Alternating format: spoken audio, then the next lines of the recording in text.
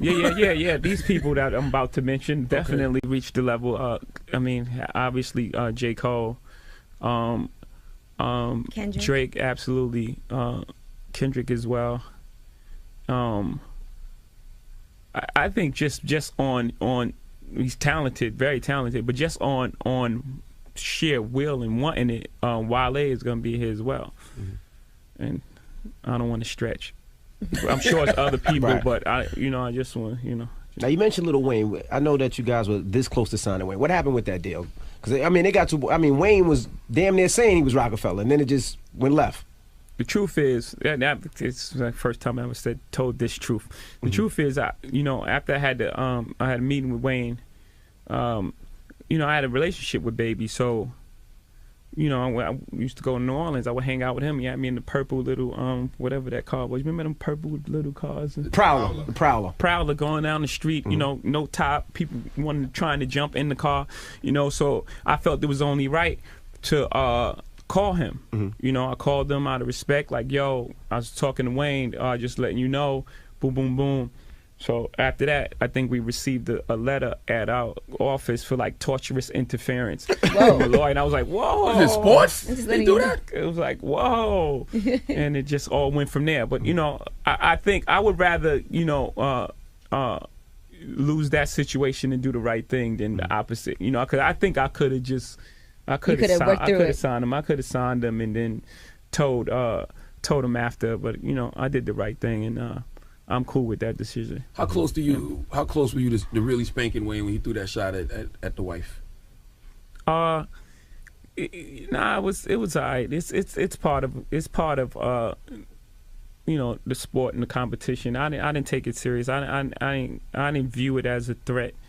I thought it was just a flip of a line that I said because I said ain't got my wifey money. I wasn't really speaking to him, but I guess he's holding the flag, so he did the right thing for his camp. And but I didn't take it as a real threat. I took it as a flip of a line. Now another hood question. People always say, if Biggie hadn't passed, Hov wouldn't be here. I know you've heard that before. That's ridiculous, right? I mean, I was here while Biggie was here. Well, some people say you made your best material when he was here. Yeah, I think just us again. Like I said, still sharp and still. The way we were working and the album that we were going to create together would have only made me better, as a lyricist. So, and it's just like that's God's plan. It's God's plan. It's just like saying Biggie wouldn't be here if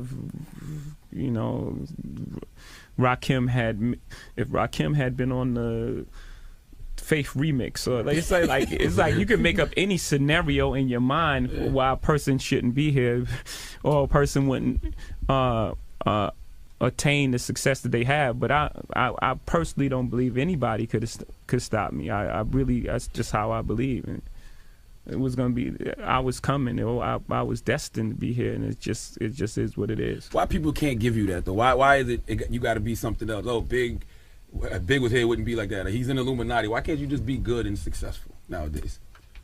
That's a very philosophical question because you have to. I can only assume, right? I can only assume because I don't know the answer to that. Except that sometimes people's success, make people feel, instead of saying, "Wow, that person's successful," and I'm inspired. Well, some people are. Some people are like, that person's successful. I'm a strive and I'm gonna be exactly where they are. And some people are just like, they got the reverse attitude, like their success means my failure. So I hate that success. So I have to make some kind of explanation of why they're here and why they shouldn't be here and then why they wouldn't be here if this person was here. Who thinks like that? If you take that black long people. to think, if you take that long, it's not just black people. That's more so in hip hop, black culture. If you take that long to think about someone why they shouldn't be here, then you're good, and you should be doing something with that intelligence. Right?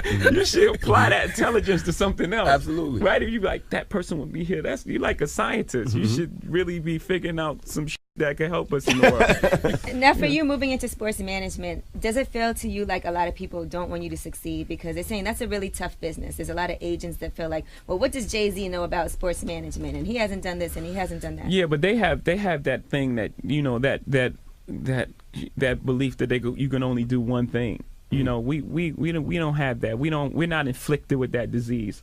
You know, I can walk and chew gum. You know, it's like it's insane to even say that. What does he know about sports? It's like everything, more than you. You know, and as far as business, those guys have been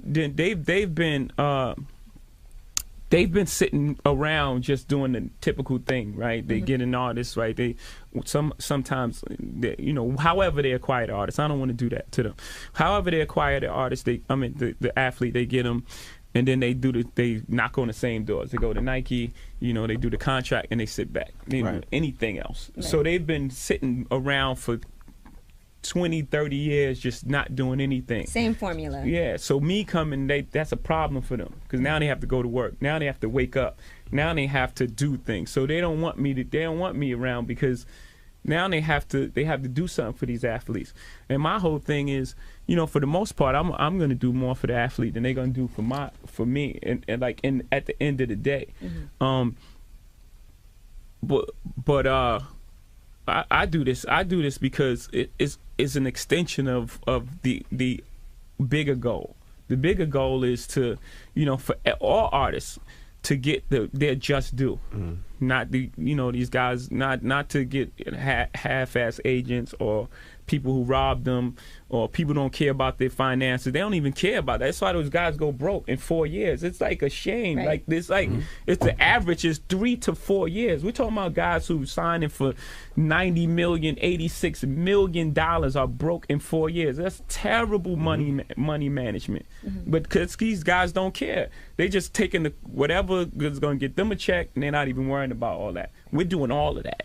We're almost do that better. We're almost a better money management firm, and then agents. Yeah, that's been an ongoing problem with sports, with athletes going broke. NFL, that's their representation, not caring about artists as well too. But then you have people who will say, "What does Jay-Z know about money?" Yeah, right. Nobody's gonna say that. Is that something you do for all your artists as well? Is kind of put them through some type of financial training and set them up in that way? Yes. Yeah.